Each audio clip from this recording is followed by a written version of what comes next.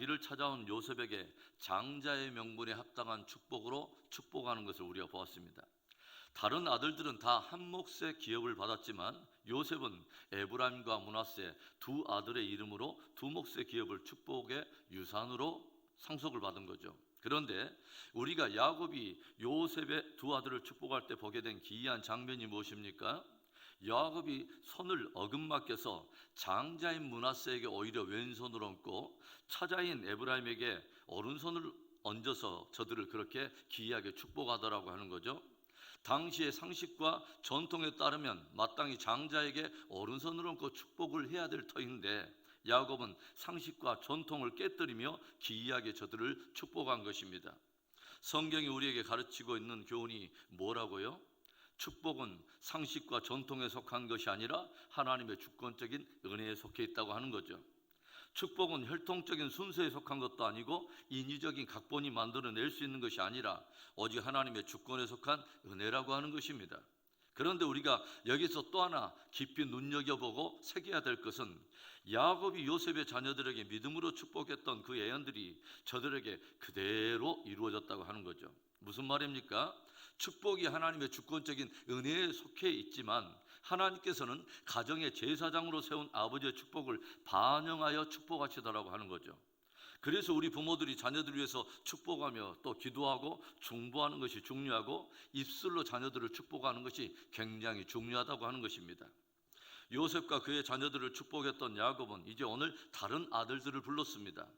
무엇을 하러 불러드렸을까요? 1절의 말씀에 야곱이 그 아들들을 불러 이르되 너희는 모이라 너희가 후일에 당할 일을 내가 너희에게 이르리라. 아버지 야곱은 임종이 가까워지자 다른 아들들을 불러들였어요. 저들이 후일에 당할 일을 말해주려고. 그러니까 야곱이 아들들에게 일러주려고 하는 그 말은 저들의 후일에 당할 일, 즉 저들의 미래에 속한 애언과도 같다고 하는 것이죠. 오늘의 말씀은 루벤과 시므온과 레위에 관한 애언입니다.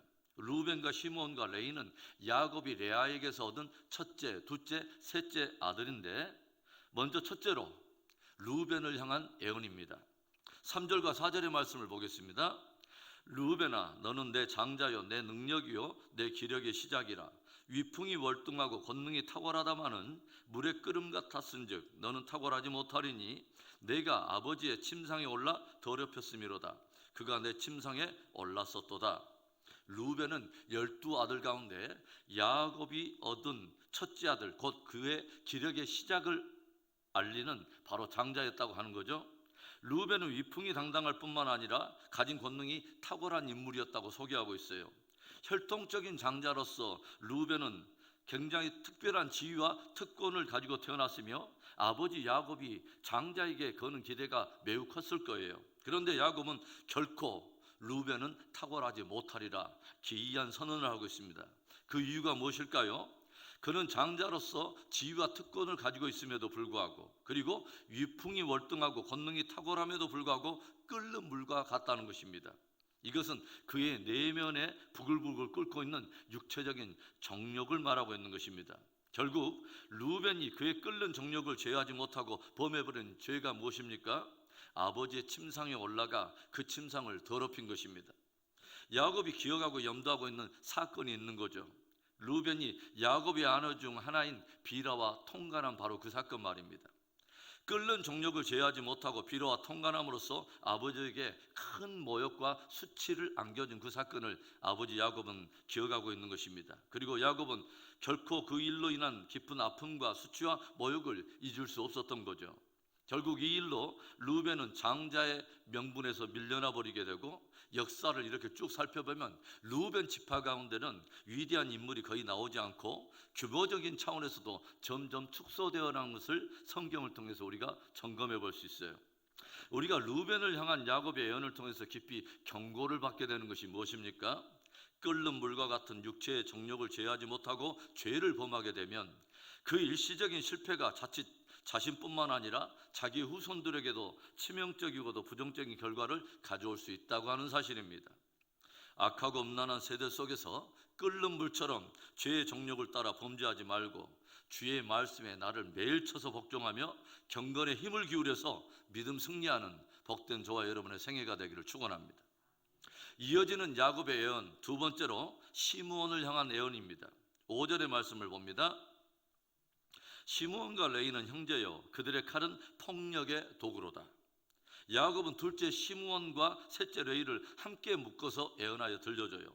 루벤의 별칭이 끓는 물이었다면 이들의 별칭은 폭력의 칼입니다. 야곱은 시므온과 레이가 범하였던 치명적인 사건 하나를 기억하고 있어요. 막내딸 디나가 세겜 추장의 아들에게 강간을 당하였을 때에 시므온과 레이가 그 세겜 사람들을 찾아가서 당신들이 우리와 같이 할례를 받으면 우리와 함께 통혼하여 잘 지낼 수 있다고 속여서 저들에게 할례를 받게 한 사건입니다. 그런데 할례로 인해서 세겜의 남자들이 가장 고통받는 시간에 시므온과 레이가 불황아와 같은 어떤 사내들을 이끌고 쳐들어가서 세겜의 남자들을 다 죽여버리고 심지어 가축들의 발목의 힘줄까지 다 끊어놓은 것입니다. 6절의 말씀, 내 혼아 그들의 모의에 상관하지 말지어다. 내 영광아 그들의 집회에 참여하지 말지어다. 그들이 그들의 분노대로 사람을 죽이고 그들의 혈기대로 서의 발목 힘줄을 끊었음이로다.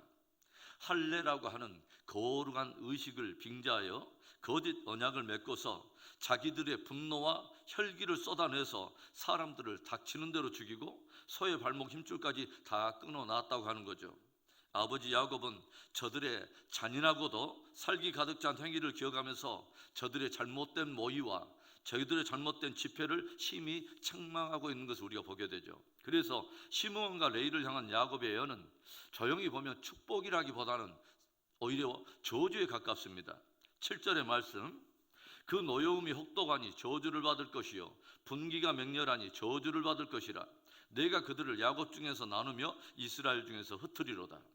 결국 저들의 노여움과 저들의 분기는 자신들의 삶의 저주가 되고 저들의 후손들 가운데도 치명적인 불행을 가져오는 하나의 잘못된 통로가 되어버립니다. 결국 시므온과 레이는 이스라엘 중에서 나뉘어서 흩어지는 삶을 살게 될 것이라고 선포하고 있어요. 시므온과 레이를 향한 야곱의 예언을 통해서 우리가 경고를 받는 것이 무엇입니까? 미움과 분노와 노여움의 위험성입니다. 미움과 분노와 노여움이 다스려지지 않음으로 인해서 그것이 엉뚱하게 폭발을 하게 될 때 그것이 자신의 운명과 후손들의 운명에 저주스러운 결과를 가져올 수 있다고 하는 거죠. 성경은 우리에게 경계하여 들려줘요. 사람의 성내는 것이 하나님의 의를 이루지 못하느니라. 미움과 분노와 노여움의 종로로 하여 다른 사람들을 죽이고 무너뜨리는 사람이 아니라 관용과 사랑과 섬김으로 종로로 하여 다른 이들을 세우고 살리는 복된 도구로 쓰임받게 되기를 축원합니다.